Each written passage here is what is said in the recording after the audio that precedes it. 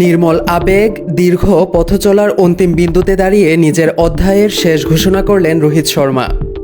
একটি টেস্ট ক্যাপের ছবি, টিম ইন্ডিয়ার সাদা জার্সির সেই গর্বিত পরিচয়, আর তারই সঙ্গে কিছু শব্দ যেখানে ফুটে উঠেছে বিদায়ের সুর। ভারতের 280তম টেস্ট ক্রিকেটার এই ছবির মাধ্যমে জানান দিলেন টেস্ট ক্রিকেটকে বিদায় জানাচ্ছেন তিনি। আইপিএলের উত্তাপের মাঝে হঠাৎ করেই এলো এই ঘোষণা, যদিও এটি একেবারে অপ্রত্যাশিত নয়। টানা ব্যর্থতা, ব্যাটে রান খরা এবং বয়স সব মিলিয়েই অনেকটা সময় ধরেই তার টেস্ট ভবিষ্যৎ নিয়ে প্রশ্ন উঠছিল। শেষ পর্যন্ত সেই আলোচনা থেমে গেল এক ঘোষণায়। রোহিতের টেস্ট ক্যারিয়ারের শেষটা হয়তো তার প্রতিভা বা কৃতিত্বের উপযুক্ত নয়।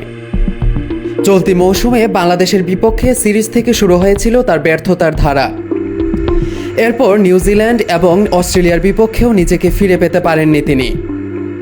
সর্বশেষ 15 ইনিংসে মাত্র একটি 50, যা তার মতো ব্যাটসম্যানদের জন্য একেবারেই বেমানান। তবে ক্যারিয়ারের শুরুটা ছিল উজ্জ্বল।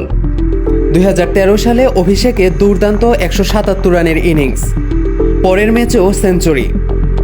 যদিও কিছুটা অনিয়মিত এবং মিডল অর্ডারে খেলা ধারায় ধারাবাহিকতা ছিল প্রশ্নের মুখে, কিন্তু 2019 সালে নতুন দায়িত্ব, নতুন অবস্থান, ওপেনার হিসেবে খেলতে নেমেই রোহিত লিখলেন নতুন ইতিহাস। দক্ষিণ আফ্রিকার বিপক্ষে টেস্টে এক ম্যাচে 2 সেঞ্চুরি, সর্বাধিক ছক্কার বিশ্ব রেকর্ড, এবং তারপরের টেস্টে প্রথম ডাবল সেঞ্চুরি। যে রোহিতকে একসময় টেস্টের অনুপযোগী বলে ভাবা হতো, সেই রোহিতই ভারতের টেস্ট দলের অধিনায়ক হলেন 2022 সালে। তার অধিনায়কত্বেই ভারত পৌঁছে গেল 2023 সালের টেস্ট চ্যাম্পিয়নশিপ ফাইনালে। যদিও সেখানে শেষটা মসৃণ হয়নি, ব্যাট হাতেও খুঁজে পাননি পুরনো ছন্দ।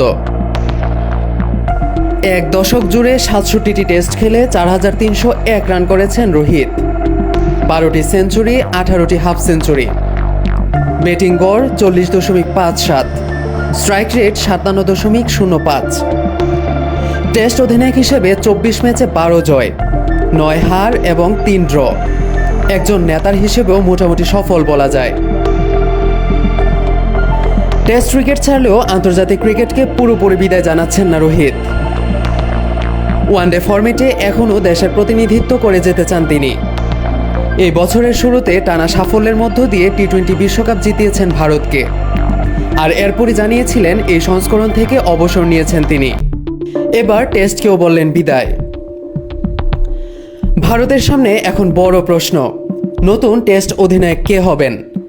যতদূর পর্যন্ত জানা যাচ্ছে জাসপ্রীত বুমরাহ কিছুটা এগিয়ে আছেন, কিন্তু তার ইনজুরি প্রবণতা এই সিদ্ধান্তকে কঠিন করে তুলবে। যদিও তিনি রোহিতের অনুপস্থিতিতে নেতৃত্ব দিয়ে দক্ষতার পরিচয় রেখেছেন, তবে টানা খেলার নিশ্চয়তা না থাকায় বিকল্প ভাবতে হতে পারে ভারতকে। অন্যদিকে সাবেক অধিনায়ক বিরাট কোহলিও এখনও দলে রয়েছেন, যদিও তার নেতৃত্ব ফেরার সম্ভাবনা খুবই কম।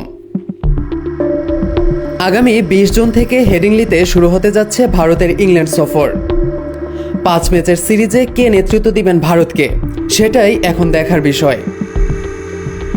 তবে রোহিত শর্মার টেস্ট বিদায়ের মাধ্যমে একটি অধ্যায়ের পরিসমাপ্তি ঘটল। সাদা পোশাকের সেই সৌন্দর্য, চুপচাপ ব্যাট হাতে দাঁড়িয়ে দলকে নেতৃত্ব দেওয়া এবং টেনে তোলা রোহিতকে টেস্টে আর দেখা যাবে না। তিনি নিজেই বললেন, সবাইকে জানাতে চাই যে টেস্ট ক্রিকেট থেকে আমি অবসর নিচ্ছি। সাদা পোশাকে দেশের প্রতিনিধিত্ব করতে পারাটা আমার জন্য ছিল অনেক বড় সম্মানের। বছরের পর বছর ধরে ভালোবাসা ও সমর্থনের জন্য আপনাদের ধন্যবাদ। ওয়ানডে সংস্করণে ভারতের প্রতিনিধিত্ব করে যাব। এই বিদায় শুধু একজন খেলোয়াড়ের নয়, এক যুগের, এক গল্পের, এক অধ্যায়ের।